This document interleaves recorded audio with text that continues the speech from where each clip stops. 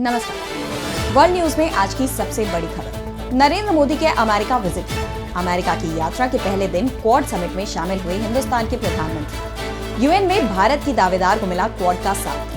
Quad बैठक में PM Modi ने चीन को दिया सख्त संदेश। और अमेरिका में क्यों नहीं आए अजित डोभाल। आगे बढ़ने से पहले देखते हैं हेडलाइंस। श्रीलंका में वाम नेता अनुरा दिसानायके ने जीता राष्ट्रपति चुनाव। पाकिस्तान में फिर पैर पसार रहा है पोलियो। और चलते चलते बात चीन की ट्रेन के जनरल डिब्बे के हाल की। अब विस्तार से बात आज की सबसे बड़ी खबर की। हिंदुस्तान की प्रधानमंत्री अमेरिका में है, लेकिन पीएम के अमेरिका दौरे पर एक व्यक्ति को हर नजर ढूंढ रही थी, और वो थे नेशनल सिक्योरिटी एडवाइजर यानी एनएसए अजित डोभाल। डोभाल को अमेरिका की कोर्ट ने समन भेजा है, उन्हें पेश होने के लिए कहा है।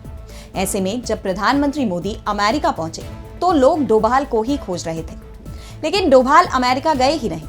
नरेंद्र मोदी ने जब अमेरिका के राष्ट्रपति जो बाइडेन से मुलाकात की तो अमेरिका के एनएसए जैक सुलिवन बैठक में शामिल हुए। अमेरिकी विदेश मंत्री एंटनी ब्लिंकन और नई दिल्ली में अमेरिकी दूत एरिक गारसेटी भी बैठक में दिखाई दिए, लेकिन भारत के एनएसए डोभाल वहां नहीं थे। ऐसे में डोभाल की गैर मौजूदगी से कई सवाल खड़े हो गए हैं।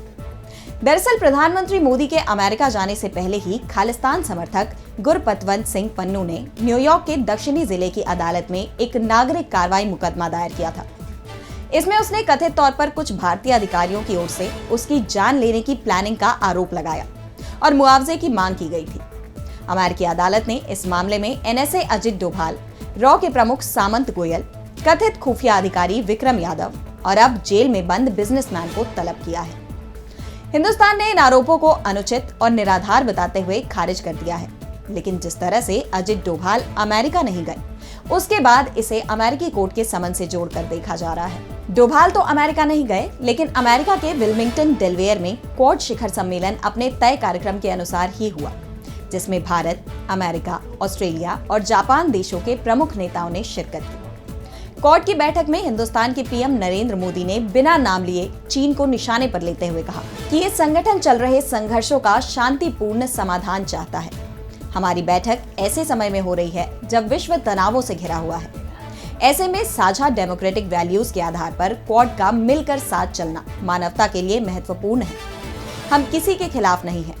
हम रूल बेस्ड इंटरनेशनल ऑर्डर, संप्रभुता और क्षेत्रीय अखंडता के सम्मान और सभी मसलों के शांतिपूर्ण ढंग से हल निकालने का समर्थन करते हैं। फ्री, ओपन, इंक्लूसिव और समृद्ध हिंद प्रशांत ही हमारी साझा प्रतिबद्धता है। क्वाड शिखर सम्मेलन में भारत, अमेरिका, ऑस्ट्रेलिया और जापान ने संयुक्त घोषणा में कहा कि क्वाड का साझा वक्तव्य वैश्विक और क्षेत्रीय भागीदारों के साथ हम वैश्विक शांति, समृद्धि और सतत विकास करने वाली अंतर्राष्ट्रीय संस्थाओं और पहलों का समर्थन करना जारी रखेंगे।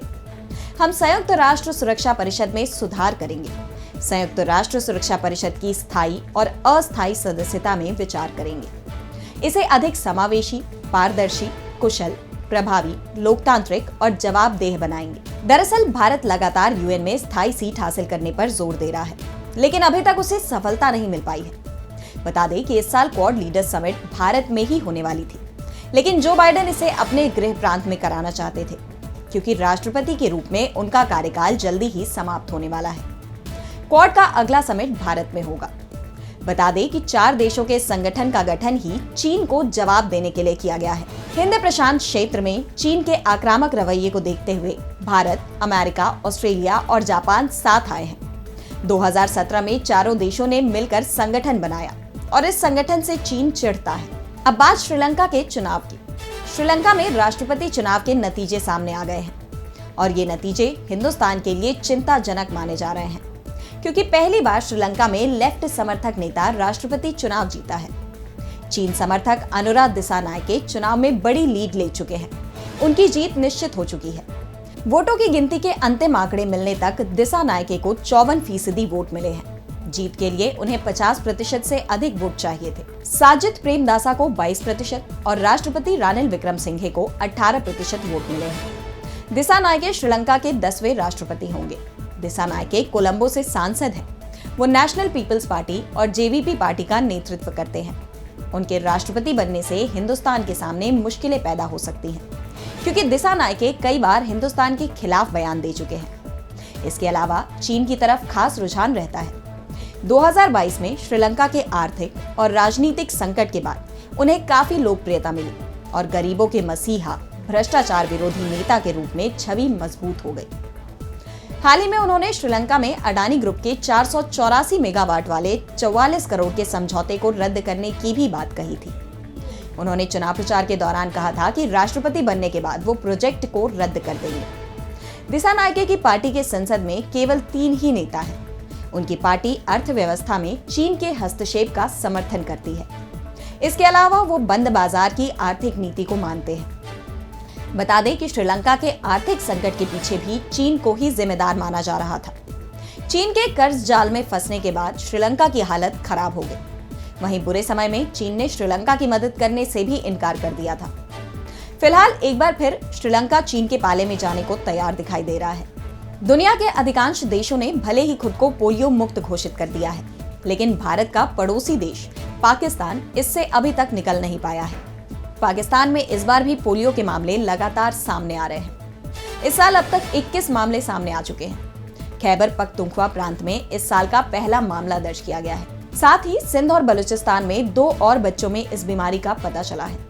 पाकिस्तान में पोलियो के लगातार मिलते मरीजों ने हिंदुस्तान की भी चिंता बढ़ा दी है। हिंदुस्तान ने 10 साल पहले ही खुद को पोलियो मुक्त घोषित कर दिया था, लेकिन चिंता इस बात की है कि पाकिस्तान से कहीं ये बीमारी एक बार फिर भारत में दस्तक ना दे दे।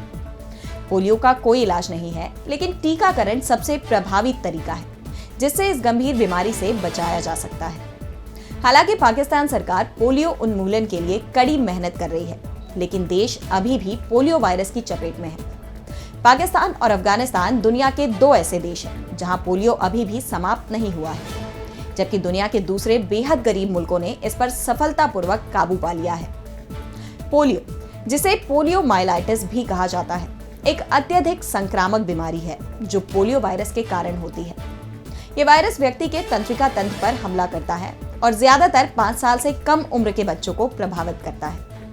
गंभीर मामलों में ये स्थायी विकलांगता या यहाँ तक कि जान लेने का भी कारण बन सकता है।